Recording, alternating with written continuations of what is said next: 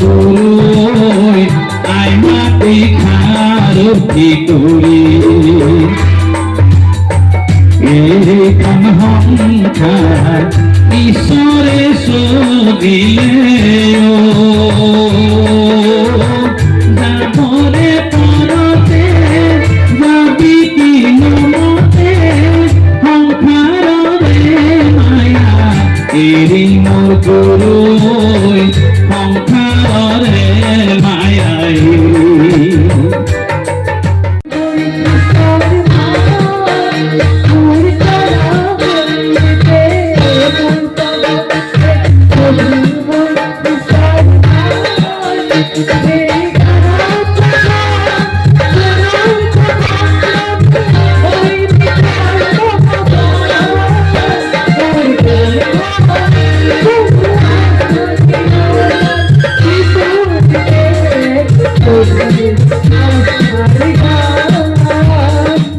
ক'বলৈ গ'লে আচলতে ক'ব ভাষা নাই। আমাৰ নিচিনা দৰিদ্ৰ লোকসকলক এওঁলোকে যি মাতি আনি এখন এওঁলোকৰ চোতালত এখন অনুষ্ঠান দিছে, এক নম্বৰতে আমি সেইখিনি অতিকৈ সুখী। আৰু দ্বিতীয়তে এটা কথা অতি দুখেৰে ক'ব লাগিব, ধৰক আমি বহুত বিয়া তিথিত গীত মাত কৰিছোঁ, কিন্তু আজিৰ দৰে এনেকুৱা পদক্ষেপ আমি জীৱনত হয়তো পোৱা নাই। আৰু আমাক বিভিন্ন মঞ্চত মাতে, আমি যাওঁ, কিন্তু পৰেশ ডেকাই মোৰ ঘৰত যিদিনা এই অনুষ্ঠানটোৰ কাৰণে গৈছিল, মই একেষাৰে কৈছিলোঁ, দাদা আমি যাম। সুধিছে দাদা আপোনালোকে কেইজন যাব? বোলো আমি 3জন যাম।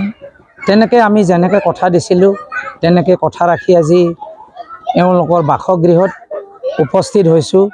পৰেশ ডেকা আৰু জয়শ্ৰী হাজৰিকাৰ বাসগৃহত তেওঁলোকৰ সন্তানৰ যি শান্তি বিবাহ খুব সুন্দৰভাৱে আয়োজন কৰিছে এওঁলোকে। আচলতে আমি সুৰ সঞ্চাৰ নাজানো, কি গাইছোঁ সেয়া আপোনালোকৰ ৰাইজৰ দৰ্শকৰ ওপৰত নিৰ্ভৰ। আৰু আমি যিহেতু এই সংগীতৰ যাত্ৰা আগুৱাই আমি এখন সংসাৰ চলাওঁ, যাতে ভৱিষ্যত আপোনালোকৰ আশীৰ্বাদ আৰু মৰম আমাৰ থাকে, আপোনালোকৰ আমাৰ প্ৰতি মৰম থাকে, আমি ভৱিষ্যত যাতে আহিব পাৰোঁ, ইয়াতকৈও মৰম চেনেহ আপোনালোকৰ পৰা পাওঁ, সেইখিনিয়ে কামনা। নমস্কাৰ, মোৰ নাম শ্ৰী বৰ্ণালী চহৰীয়া।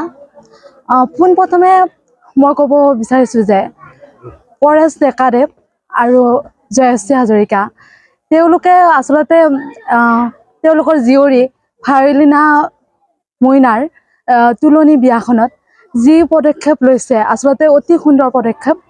আচলতে আমাৰ বিয়া অনুষ্ঠানত গীত গোৱাৰ আচলতে অভিজ্ঞতা নাছিলে, কিন্তু ইয়াতে আহি আমি যি ব্যতিক্ৰমী অনুষ্ঠানটো পালোঁ, সঁচাকৈ অভিভূত হৈছোঁ। আমাৰ বহুত ভাল লাগিছে এই ব্যতিক্ৰমী অনুষ্ঠানটোৰ বাবে। তাৰ বাবে পৰেশ ডেকাদেৱক আমি আন্তৰিকতাৰে ধন্যবাদ জনাইছোঁ আৰু আশা কৰিছোঁ যে আগলৈও এনেকুৱা ভাল অনুষ্ঠান বা ভাল কাম কৰি যাব। আৰু লগতে আমাৰ দৰে শিল্পীসকলক ইমান আদৰ মৰমেৰে মাতি আনি যিখিনি মৰম তেওঁলোকে দিছে, তাৰ বাবে সঁচাকৈ আমি অভিভূত হৈছোঁ আৰু লগতে আন্তৰিক ধন্যবাদ জনাইছোঁ।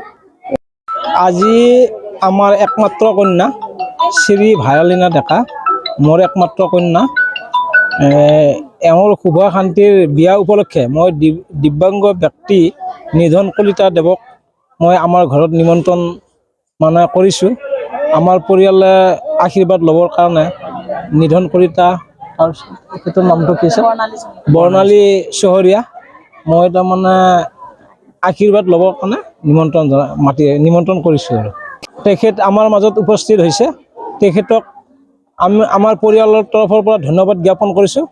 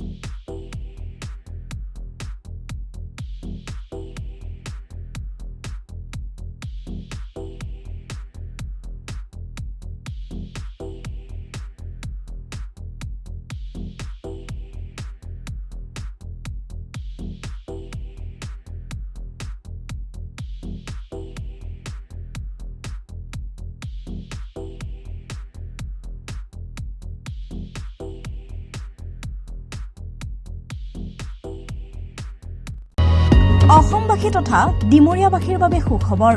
কামৰূপ মহানগৰ জিলাৰ সোণাপুৰত স্থাপন ডিমছ হাস্পতাল এণ্ড নাৰ্ছিং হোম।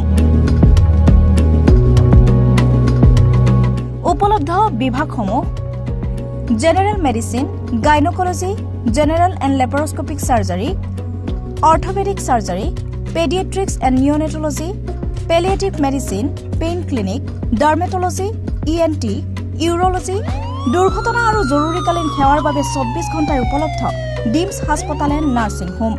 অত্যাধুনিক সা সুবিধাৰে পৰিপূৰ্ণ ডিমছ হাস্পতাল এণ্ড নাৰ্ছিং হোমত উপলব্ধ digital X-ray, 24 hours pathology, ECG, PAC clinic, 24 hours RMO doctors.